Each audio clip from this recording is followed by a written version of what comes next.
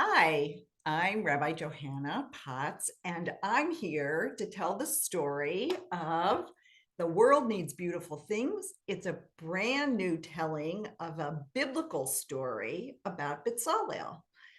Bezalel was the person, this is spoiler alert, who actually was asked to build the Mishkan, but people don't know why. So here's a folk tale, which means it may or may not be true, about how it is that Bezalel got to be the one to build the Mishkan. From the time he was a little boy, Bezalel loved to collect things. His eyes were drawn to shiny stones, colored strings, and even a bug if it had shiny, shimmering green wings. Bezalel brought each treasure to his beautiful things box. Bezalel and the rest of the Israelites were slaves in Egypt. The taskmasters grew angry when Bezalel dropped bricks into the mud to pick up a scaly piece of skin shed by a snake. Stop that, his friends shouted. You'll get us in trouble. Besides, you don't need those stones and strings and bug wings. Bezalel just smiled. Each of these things is beautiful in its own way, and the world needs beautiful things. Bezalel never stopped searching for beauty and color. When his life felt gray, he took out his beautiful things box. He pressed smooth stones to his cheek and wrapped colorful strings around his fingers, forgetting for a moment that he was a slave. One day, Bezalel heard amazing news. Pharaoh was allowing the slaves to go free, but they would have to leave Egypt immediately. The Israelites hurried to pack for their journey. Bezalel's parents begged him to leave the beautiful things box behind. We can only take what we can carry, said his father. And what we absolutely need, said his mother. You don't need all those stones, strings, and bug wings. But Bezalel insisted. Each of these things is beautiful in its own way, and the world needs beautiful things. Bezalel took his beautiful things box and walked with the Israelites to freedom. Bezalel saw many beautiful things as the Israelites left Egypt, a bright full moon lighting their path, walls of water on either side of them as they crossed the sea, pillars of fire, and a cloud that guided them on their journey. These things were too big for the beautiful things box, so Bezalel tried to collect them in his mind. He also found many things that he could put in his beautiful things box. Stop grabbing things out of the sand, moaned his parents. You don't need more strings, stones, or bug wings. But Bezalel gripped his beautiful things box and kept walking. One day, God called to Moses, the leader of the Israelites.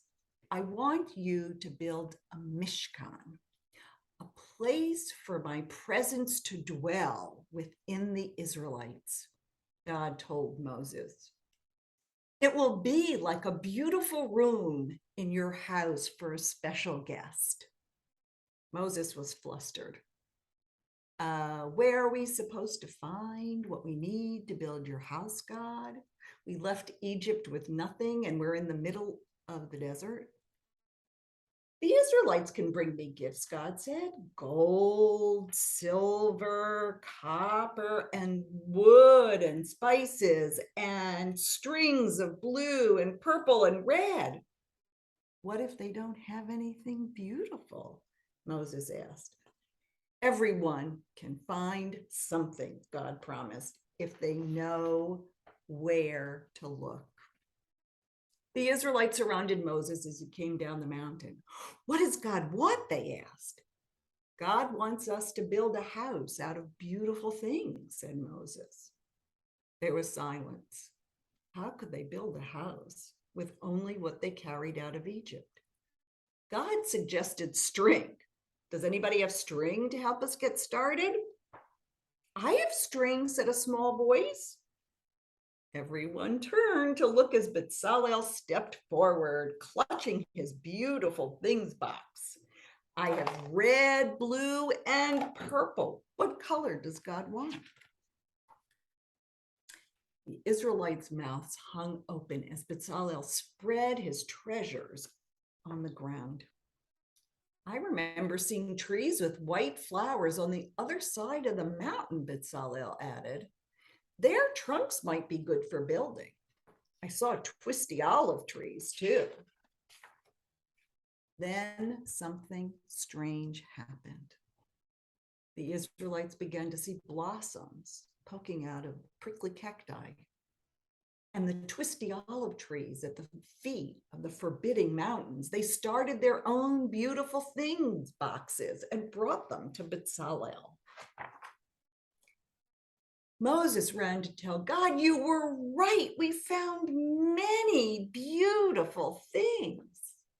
God looked at Bezalel, who was arranging stones by color and shape. Bezalel, said God, you will decide the Mishkan. Bezalel's heart pounded. Me? Yes, said God, you love beautiful things. You found them in Egypt. You found them in the desert. You will build my dwelling place because I love beautiful things too.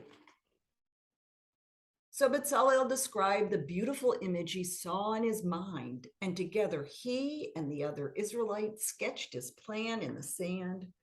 Then they started building with the materials they'd collected: wood from the desert trees, animal skins dyed bright colors, and bits of metal from rings and belt buckles. And when the structure was complete, they wove tapestries, made lamps, crushed oil from olives, and mixed spices for incense. Bezalel smiled at the finished Mishkan. This is the biggest beautiful things box ever, he said. Now, every time God's presence dwells within, there will be a beautiful place for God's presence. The end.